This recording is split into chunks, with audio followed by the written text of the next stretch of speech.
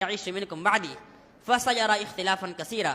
اپنے صحابہ سے نبی صلی اللہ علیہ وسلم نے فرمایا کہ لوگوں میرے بعد جو لوگ بھی زندہ رہے گا وہ اس امت کے اندر بہت سے اختلافات دیکھے گا، بہت سے اختلافات دیکھے گا۔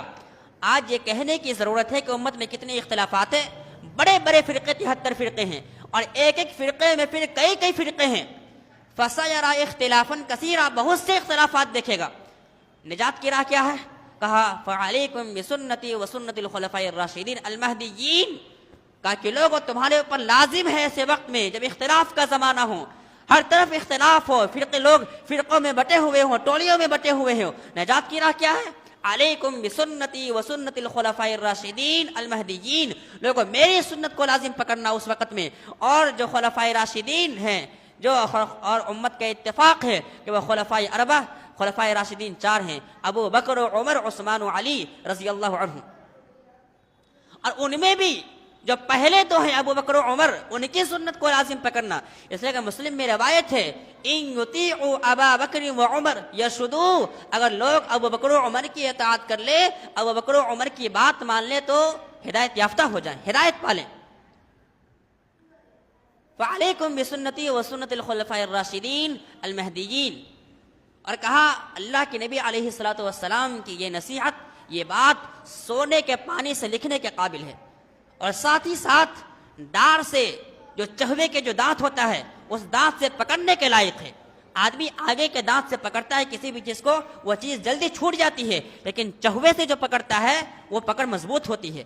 تو میری سنت کو لازم پکڑنا ایسے وقت میں، اختلاف سے بچنا چاہتے ہو تو آپ اتنی آیات اور حدیث کے بعد آپ دیکھیں گے صحابہ کرام کی زندگی کو کہ کبھی کسی صحابی نے نبی علیہ الصلوۃ والسلام کی مخالفت تو دور کبھی سوچا بھی نہیں ہوگا، لیکن کبھی ان کے اجتہاد میں کوئی بات آئی اور انہوں نے کہہ دی، اور بعد میں معلوم نبی کی حدیث صحیح سنت معلوم ہوئی صحیح سنت سے، تو فوراً انہوں نے اپنے قول سے رجوع کیا، اپنے فتوے سے رجوع کیا، اپنی بات سے رجوع کیا۔ یہ حضرت ابوبکر صدیق رضی اللہ تعالی عنہ ہیں، امت میں سب سے بڑے عالم ہیں، قرآن و حدیث کے سب سے زیادہ مسائل کو جاننے والے ہیں۔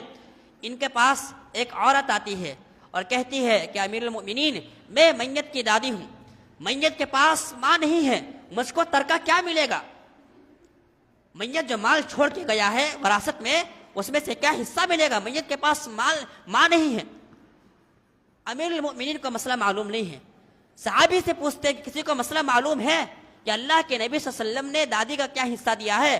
ایک چھوٹا انصاری صحابی کھڑے ہوتے ہیں، محمد بن مسلمہ، اور کہتے ہیں کہ اللہ کے نبی صلی اللہ علیہ وسلم نے دادی کو وہی حصہ دیا ہے جو ماں کا حصہ ہے، چھٹا حصہ۔ اور انہوں نے اپنی بات کی تائید میں محمد بن مسلمہ نے مغیرہ بن شعبہ کو پیش کیا، کہا کہ دیکھ لیجئے صرف اکیلے مجھے یہ حدیث نہیں بلکہ ان کو بھی یہ حدیث معلوم ہے۔ اللہ اکبر! کیا بات ہے کہ تمام عالم کو شریعت کے تمام مسائل کا علم ہو۔ شیخ الاسلام ابن تیمیہ رحمۃ اللہ علیہ فرماتے ہیں کہ جو شخص یہ دعویٰ کرے اور یہ گمان کرے کہ وہ شریعت کے تمام مسائل کو جانتا ہے، دین کی تمام باتوں کو جانتا ہے، وہ دنیا کا سب سے بڑا جھوٹا انسان ہے، سب سے بڑا جھوٹا انسان ہے۔ فلاں امام اتنے جانتے تھے، فلاں امام اتنے بڑے تھے، ارے سب امام تھے، سب بڑے تھے، لیکن نبی معصوم کوئی نہیں تھے۔ اللہ قیامت کے دن پوچھے گا ماذا اجبتم المرسلین، تم نے رسولوں کی دعوت کا کیا جواب دیا، رسولوں کی بات پر کتنا لبیک کہا۔ اللہ قیامت کے دن یہ نہیں پوچھے گا کہ تم کس مسلک کی پیروی کر کے آئے ہو، کس کی بات مان کر کے آئے ہو، اللہ یہ پوچھے گا کہ تم کس نبی کی دعوت پہ کتنا جواب دیے ہو، اس کی بات کتنی مان کر کے دنیا میں آئے ہو۔ اور قبر میں بھی اللہ تعالیٰ فرشتوں سے یہی پوچھواتا ہے تیرا رب کون ہے، تیرا دین کیا ہے، تیرا نبی کون ہے۔ آپ جانتے ہیں امام ابو حنیفہ رحمۃ اللہ علیہ سے ان کے شاگردوں نے، ان کے ساتھیوں نے پوچھا کہ حضرت آپ کبھی کبھی فتویٰ دیتے ہیں، کبھی کبھی کوئی بات کہتے ہیں، کوئی مسئلہ بیان کرتے ہیں، اور آپ کی بات، آپ کا فتویٰ کتاب اللہ کے خلاف ہوتا ہے، بالکل الٹ ہوتا ہے۔ امام والا جہاں نے فرمایا اترکوا قولی لقول اللہ لکتاب اللہ، میری بات کو چھوڑ دو اللہ کی بات کے لیے، کتاب اللہ کے لیے، قرآن کی بات کے لیے چھوڑ دو۔ کہا کہ حضرت کبھی کبھی آپ کا فتویٰ نبی صلی اللہ علیہ وسلم کی بات کے مخالف ہوتا ہے، کہا کہ میری بات نبی کے لیے بھی چھوڑ دو. کہا کہ حضرت کبھی کبھی آپ کا فتویٰ صحابی کے فتوے کے بھی خلاف ہوتا ہے. کہا کہ میری بات صحابی کے لیے بھی چھوڑ دو، لیکن ہاں اگر صحابی کے شاگرد جو تابعی کہلاتے ہیں اگر ان کا فتویٰ ہو تو فنحن رجال وهم رجال، ہم بھی آدمی ہیں وہ بھی آدمی ہیں، ہم بھی عالم ہیں وہ بھی عالم ہیں، تمہیں اختیار ہے جس کے فتوے کو چاہے لو. یہ امام شافعی رحمۃ اللہ علیہ جو فرماتے ہیں کہ میں یہ اعلان کیے دیتا ہوں کہ میرے مرنے کے بعد یا میری زندگی میں میرا کوئی فتویٰ ایسا ہو جو نبی کی بات کے مخالف ہو، یا میری کتاب میں اگر کوئی ایسی بات لکھی ہوئی ہو جو نبی کے بات کے مخالف ہو بات، تو میں یہ اعلان کیے دیتا ہوں کہ خذوا بسنت رسول اللہ علیہ وسلم، کہ اللہ کے نبی کی بات کو لینا اور میری بات کو چھوڑ دینا. اور انہوں نے ہی اجماع نقل کیا ہے وَأَجْمَعَتِ الْأُمَّةُ عَلَىٰ أَنَّ مَنِ اسْتَبَانَتْ لَهُ سُنَّةُ رَسُولِ اللَّهِ صلی اللہ علیہ وسلم لم يكن له ان يدعها لقول احد. انہوں نے اجماع نقل کیا ہے کہ امت اس بات پر متفق ہے کہ جس شخص کے سامنے نبی کی حدیث واضح ہو جائے، صحیح سند سے حدیث ثابت ہو جائے، اس شخص کے لیے جائز نہیں ہے کہ وہ کسی امام کے لیے، کسی امام کی بات کے لیے، کسی حاکم کی بات کے لیے اللہ اس کے رسول کی بات کو چھوڑ دے. کسی کے لیے جائز نہیں ہے.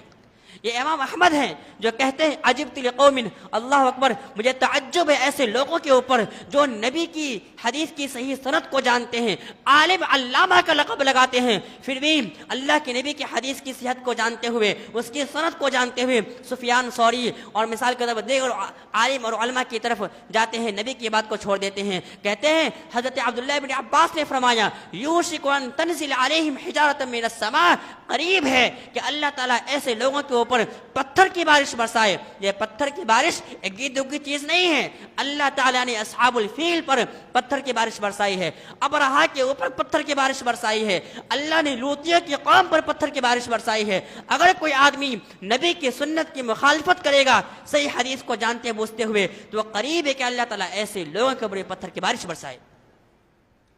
جبکہ ابو بکر و عمر رضی اللہ عنہما نے کوئی ایسی بات نہیں کہی تھی، لیکن بالفرض اگر ابو بکر و عمر کی بات بھی رضی اللہ عنہما اگر نبی کے بات کے خلاف آ جائے، نبی کی بات کے خلاف آ جائے تو ان کی بات بھی نہیں لی جائے گی نبی کے قول کے سامنے، نبی کی بات کے سامنے. یہ حضرت عمر بن خطاب ہیں، ابو داؤد کی روایت ہے. ان کے پاس ایک ثقفی آدمی آتا ہے اور کہتا کہ امیر المؤمنین، ایک عورت نے حج کیا، ماشاءاللہ حج کر لیا، اور حج کے بعد نکلنے ہی والی تھی. جو طواف افاضہ ہوتا ہے 10 تاریخ کا جو حج کا طواف ہوتا ہے، وہ نکلنے ہی والی تھی کہ نکلنے سے پہلے ماہواری کھل گئی، حیض آ گیا. عورت رکی رہے کہ چلی جائے؟ امیر المؤمنین نے کہا کہ نہیں، رکی رہے.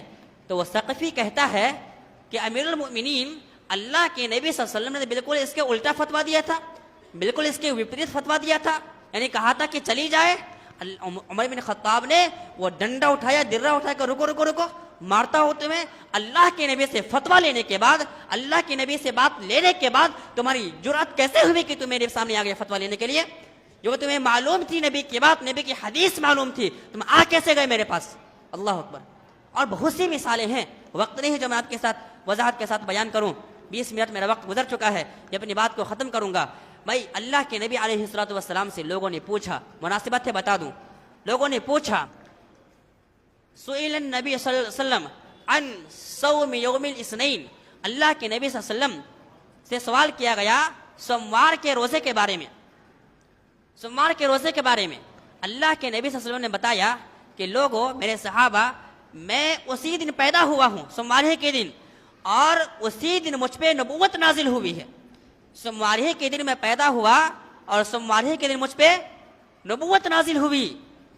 یہاں پر جو آج کل دن آنے والے ہیں، عید میلاد النبی منانے والے، سن لیں، جو کہتے ہیں کہ اللہ کے نبی صلی اللہ علیہ وسلم نے اپنی پیدائش کی خوشی میں روزہ رکھا، یہ بالکل غلط ہے. یہاں پر بالکل استدلال غلط ہے، حدیث کی وہ دلالت نہیں ہے. جو اس حدیث کو دلیل بنا کر کے بدعتی لوگ جشن عید میلاد النبی مناتے ہیں اور سڑکوں کو جام کرتے ہیں، شربتیں بانٹتے ہیں اور نبی کی پیدائش کے نام پر جشن مناتے ہیں، ڈی جے مناتے ہیں، خرافات مچاتے ہیں، اسلام کے نام پر نہ جانے طرح طرح کے خرافات کو انجام دیتے ہیں. اللہ کے نبی صلی اللہ علیہ وسلم نے فرمایا کہ میں اس دن پیدا ہوا ہوں اور اسی دن مجھ پر نبوت نازل ہوئی ہے.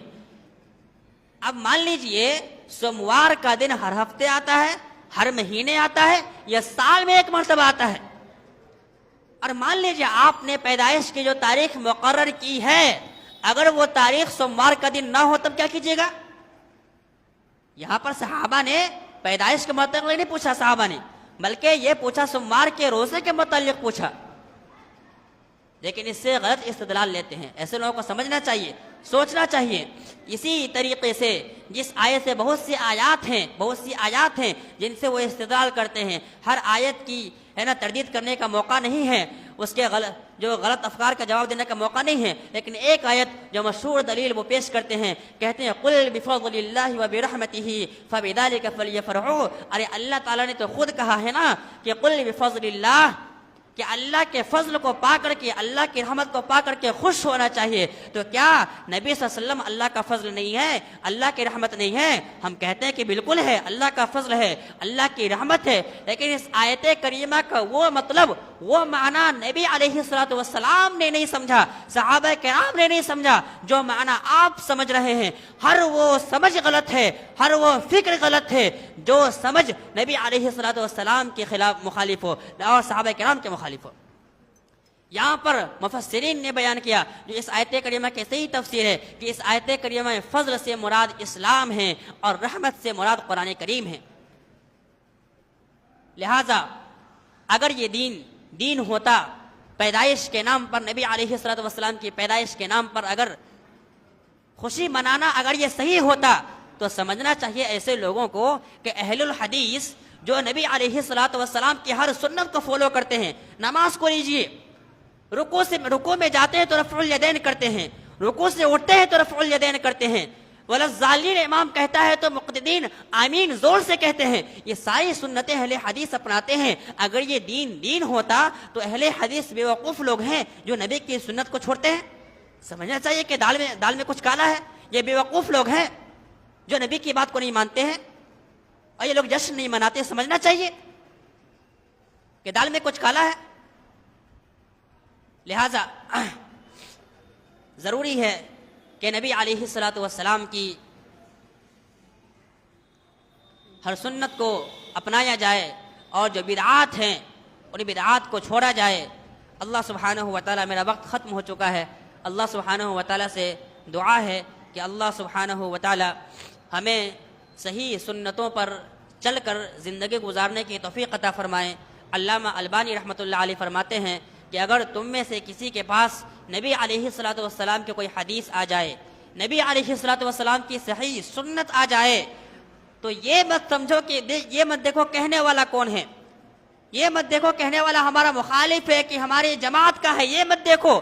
اگر وہ سنت صحیح سند سے ثابت ہو جائے، اس کی سند صحیح ثابت ہو جائے تو یہ سمجھو کہ اللہ کے رسول تم سے کہہ رہے ہیں، اللہ کے رسول تمہارے پاس آئے ہیں اور کہہ رہے ہیں کہ لوگوں مان لو میری بات. اگر تم اس کہنے والے کی بات کو چھوڑ دو گے، اس کہنے والے کی بات کو ٹھکرا دو گے تو تم نبی کی بات کو ٹھکرا دو گے.